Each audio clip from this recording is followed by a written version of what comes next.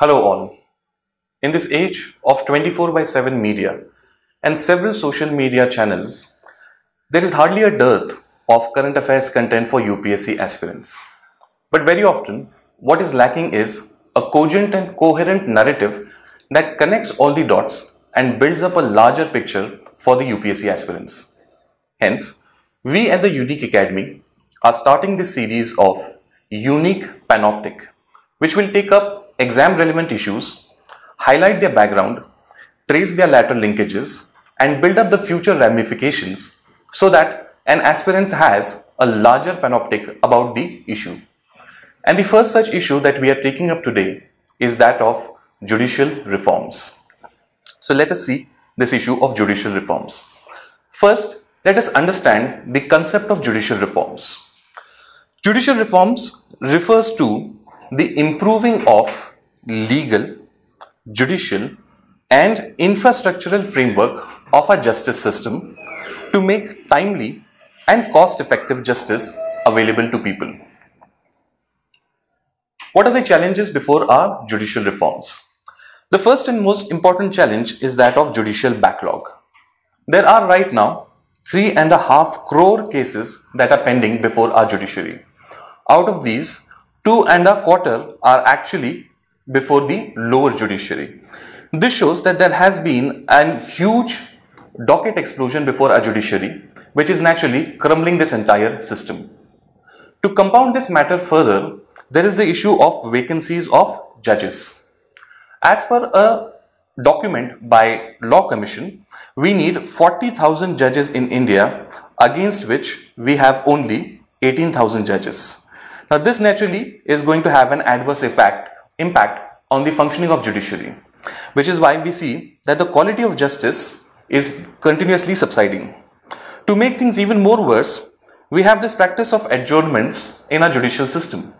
Now while it is a legitimate practice, adjournments have been granted on rather flimsy grounds over the years. This naturally increases the time that is required for a case to be decided. As per Law Commission statistics, it requires 4.2 years for an economic or commercial case to be decided. And in case of other civil and criminal cases, the time required is even higher. Further, there is a lack of subordinate staff in the judiciary, which keeps the machinery moving. Also, there are infrastructural bottlenecks. Just recently, our Chief Justice of India, Justice Gogoi, remarked about the lack of basic services at courtrooms. This naturally makes the entire system very costly for the common man. The prohibitive costs often deter him from coming and seeking his redressal of his grievances. There is a heavy dependency on paperwork in our judicial system. Despite the developments in information technology and India being a leader in that area, our courts continue to rely on paperwork more than what is actually warranted. Further, there is a lack of accountability in our judicial system. The Judicial Standards and Accountability Bill, which was proposed in the previous Lok Sabha, has not been taken up subsequently. So there is a lack of accountability in the system. The risk-averse bureaucracy has actually complicated the pendency issue much more. Because there are not effective decisions taken by the bureaucrats, a lot of the cases that are pending before the courts are actually government litigation. So record says 46% of the cases that are pending are actually that of the government. Further, there has been a tribunal proliferation in India. We have created tribunals for various issues. While this was indeed a very important measure to make justice more accessible, but it has actually turned out the other way around. Instead of giving timely and cost-effective justice, it has only increased one layer in the judicial system. So these are, friends, some of the challenges that our judicial system faces. The impact is rather obvious. Justice has become distant, unaffordable and inaccessible to the common man. Now this is really against the premise of a welfare state. The time that is consumed in deciding the cases is a deterrent for not just the common man but also business enterprises. Because of all of this, the deterrence that a law must have has actually been eroded, and consequently we see a lot of people with power abuse the system with rather impunity. This denies a sense of closure to those whose rights have been aggrieved. Sense of closure is a very important aspect for a man to psychologically heal from his loss and move on with his life. But because of this pendency riddled and cost-wise prohibitive system, the common man is denied this. And this very often leads to social unrest in different parts of the country. This is not only linked with our socio-political justice, but it is also costly in terms of our economy. The problems in our judiciary impede investments and also the ease of doing business.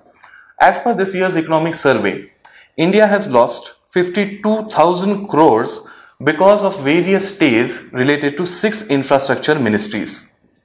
Further, India is ranked 100 in the ease of doing business ranking and wants to be there in top 50.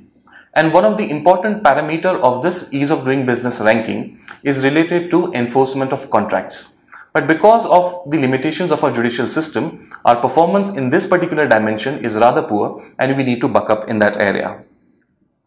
It is not that we have not taken steps for this. Successive governments have taken various measures to improve the performance of our judicial system. For example, we passed the Gram Nyayalaya Act in 2008. The intent being to take judiciary closer to the common man. So according to this act, courts were supposed to be created at village level. But because of lack of funding, infrastructure, and also to a certain extent the enthusiasm of local judiciary, Gram Nyayalaya Act has not been able to have the desired impact on the ground as it was perceived. Next, we have created NALSA to provide free legal aid to those who cannot afford. We have also long ago instituted alternate dispute resolution system.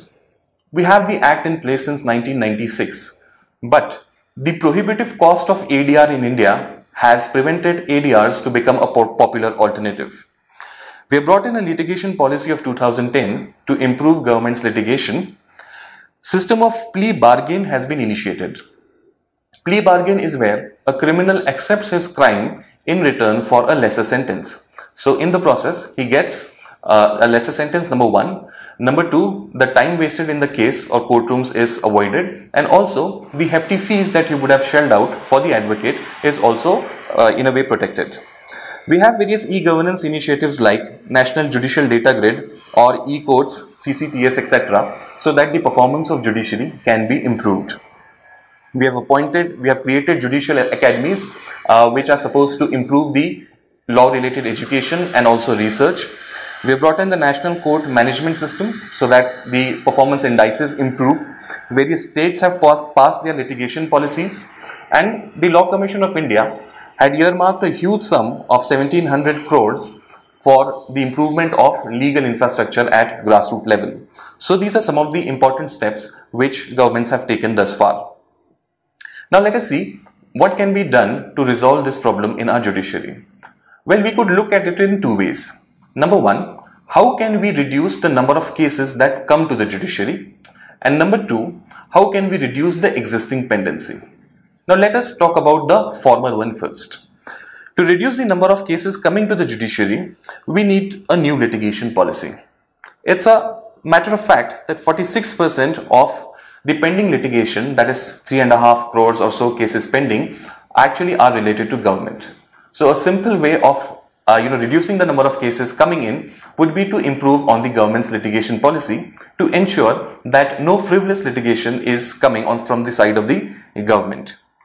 Second thing that we could do is reform of our land records. Many of the cases that are pending today and actually go on for a very, very long time are related to land records. If we can improve our land records, bring in more computerization and streamline the system, these cases would not come to the judiciary. Third thing is time and cost effective alternate dispute resolution. Okay? These deal with basically your mediation and conciliation, arbitration. Since these are prohibitively costly for the common firms, we need to bring down the cost so that others can also avail of this wonderful opportunity. Plea bargain as an idea is a very good reform, but the problem has been that people are not aware of this option and lawyers have an inbuilt disincentive of this becoming popular. So we need to increase the awareness regarding plea bargains. Next is awareness regarding judicial procedures. We need to have more awareness that could be through various courses at school and college level, whereby the common citizens are made aware of the legal, you can say, diction, the legal processes, so that they are better equipped to deal if the need arises with the judiciary. The other end of the solutions is regarding tackling of the existing pendency. Let us see what all we can do in this particular area. The first thing is, of course, the major issue of appointment. Now, the higher judiciary appointments have been pending and half of the seats of High Court judges are right now vacant. So we need to streamline the process through which the appointments are done, and the executive and judiciary need to streamline this by sitting across. Next is increasing the number of benches of the High Courts. This will enable a much better access to the common man and justice will be rendered more easily to him. Third issue is regarding the age of retirement of High Court judges. Currently the age is 62 years. And that of Supreme Court judges is 65 years.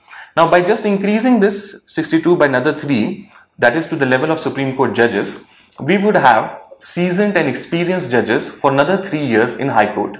And this will certainly help to reduce the pendency as well as to a certain extent solve the problem regarding vacancies. In fact, recently at a conference, some of the judges expressed the opinion that the retirement age of Supreme Court judges also can be increased to 70. We also need an All India Judicial Service. By having an open competitive exam like the Civil Services exam, an All India Judicial Service could be created that would actually be set very high standards for merit and performance. Another good idea that has been toyed for a few years back is that of National Court of Appeal. National Court of Appeal would deal with the appellate jurisdiction of Supreme Court.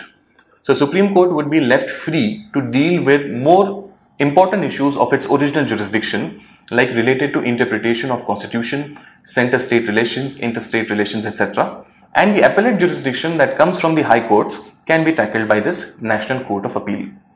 Similar petitions that come before different high courts could be clubbed together and they could be the proceedings could go on in a single court. We need to fast track the appointment of judges of lower judiciary also. JMFC exams which are not held regularly must be done so.